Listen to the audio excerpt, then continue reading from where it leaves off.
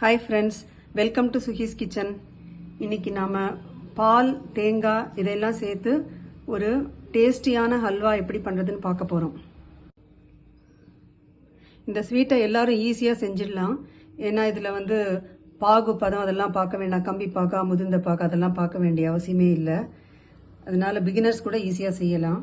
அதுக்கு முதல்ல பால் இந்த எந்த கப்பில் நம்ம எடுத்துக்கிறோமோ அதுலேயே எல்லாத்தையும் அளவு பார்த்து எடுத்துக்கணும். இந்த கப்பில் ஒரு 4 கப்பு பால் சேர்த்துருக்கேன். அதில் 3 பங்கு தேங்காய் சேர்க்கணும். பால் 4 கப்பு சேர்த்ததுனால தேங்காய் 3 கப்பு சேர்க்கணும்.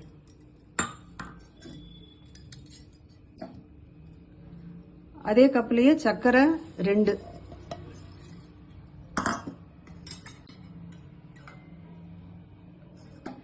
அதுலேயே நெய் 1 டம்ளர்.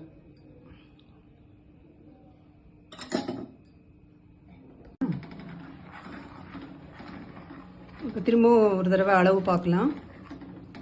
நெய் 1 பங்கு, சர்க்கரை 2 பங்கு, தேங்காய் துருவல் 3 பங்கு, பால் 4 பங்கு. இந்த அளவில் சேர்த்து அடுப்பை மீடியம் ஃப்ளேமில் வச்சு இந்த மாதிரி நம்ம கிளறி விடணும். ஆரம்பத்தில் நம்ம கிட்டக்கே இருக்கணும்னு அவசியம் இல்லை. நடுவில் பார்த்தா போதும். மீடியம் ஃப்ளேமில் தான் வச்சுருக்கோம்.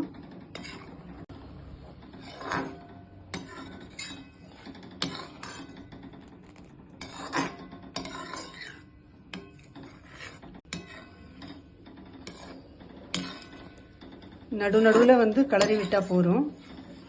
பால் நல்லா சுண்டிடும்.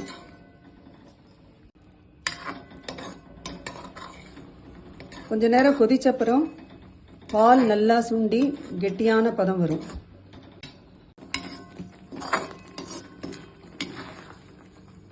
இப்போ பால் 3/4 பதத்துக்கு சுண்டி கொஞ்சம் கெட்டியாயிருக்கு.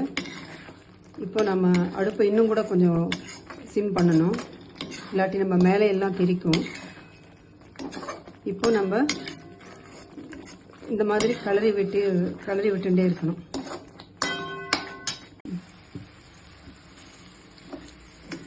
இந்த மாதிரி நெய் பிரிஞ்சு வரும்போது ஸ்டவ் ஆஃப் பண்ணிடலாம். இப்போ முந்திரி பருப்பு அதெல்லாம் நெய்யில் வறுத்து இதோடு சேர்க்கணும். Coconut milk halwa ready. இப்போ ஏலக்காய், முந்திரி பருப்பு அதெல்லாம் இதில் வறுத்து போட்டிருக்கேன். நீங்களும் இதை செஞ்சு பார்த்துட்டு உங்கள் வியூஸை கமெண்ட்ஸில் கொடுங்க. இந்த வீடியோ உங்களுக்கு பிடிச்சிருந்ததுன்னா லைக் பண்ணுங்கள், சேனலை சப்ஸ்கிரைப் பண்ணுங்கள். எனக்கு ரொம்ப என்கரேஜிங்காக இருக்கும். தேங்க்ஸ் ஃபார் வாட்சிங்.